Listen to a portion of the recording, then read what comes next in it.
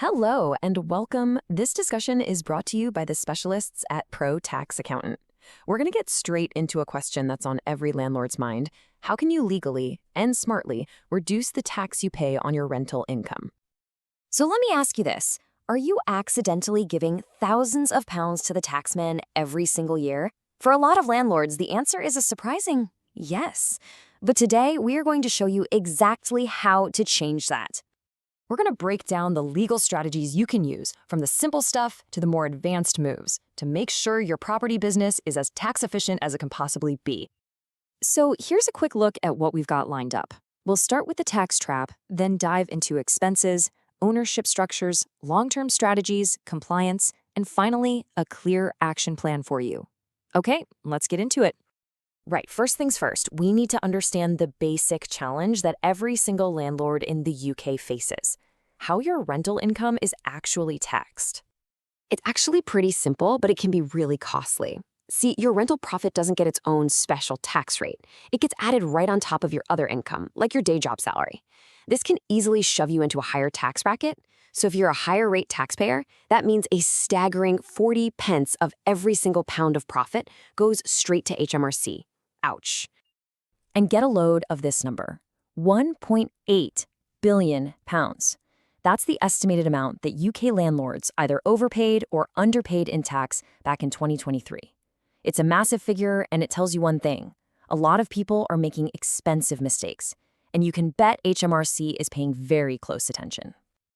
Now let's look at the next step. This is your first and most powerful line of defense against a big tax bill: claiming every single expense you are legally entitled to. Okay, these are the costs of doing business, right?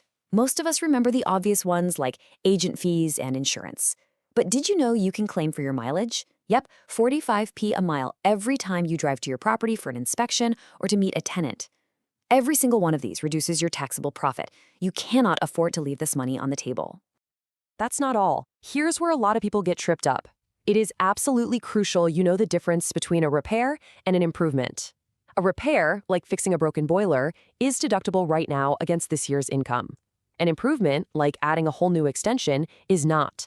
But, and this is so important, the cost of that improvement can be used to lower your capital gains tax bill when you eventually sell the property. So keep those receipts. Now, this is a really big one that still catches so many landlords out. The old rules on mortgage interest are gone. You don't deduct the interest from your income anymore. Instead, you figure out your tax bill on your total profit, and then you get a 20% tax credit based on your interest payments.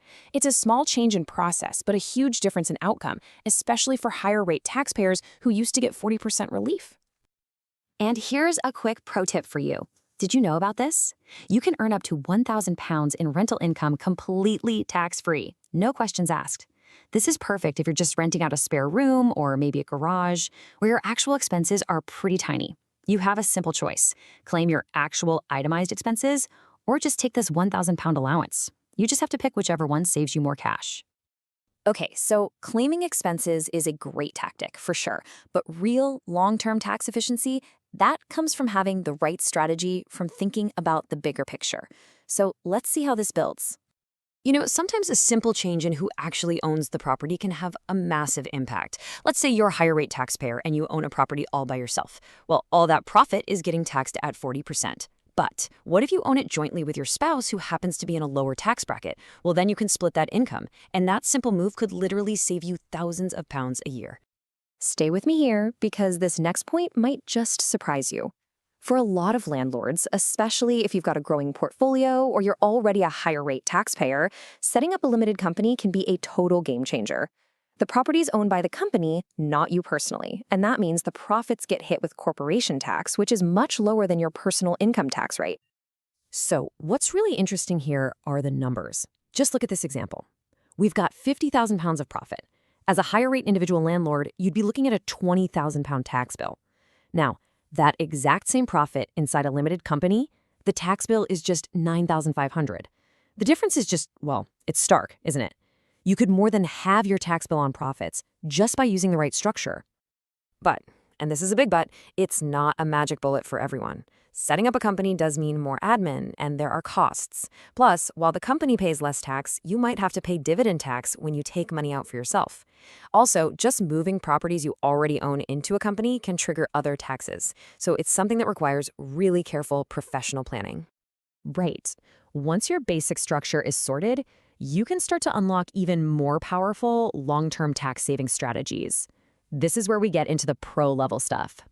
For example, if your property could work as a short-term let, the tax advantages of a furnished holiday let, or FHL, are huge. Why?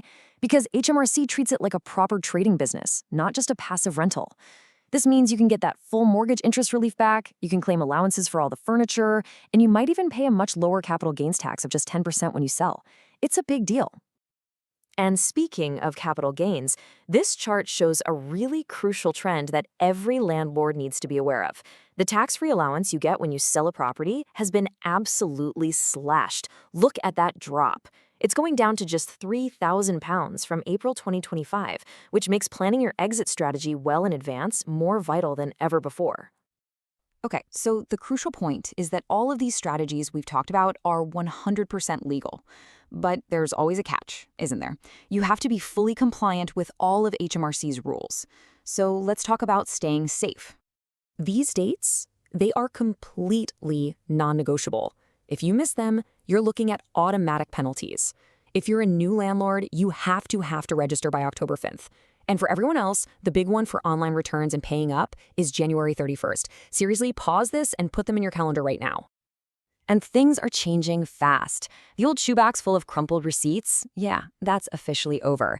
HMRC's Making Tax Digital is coming, and it means if your rental income is over £10,000 a year, you'll need to keep digital records and send quarterly updates using special software. It's a big shift, so it's best to get prepared for it now. Here is the golden rule, straight from the pros.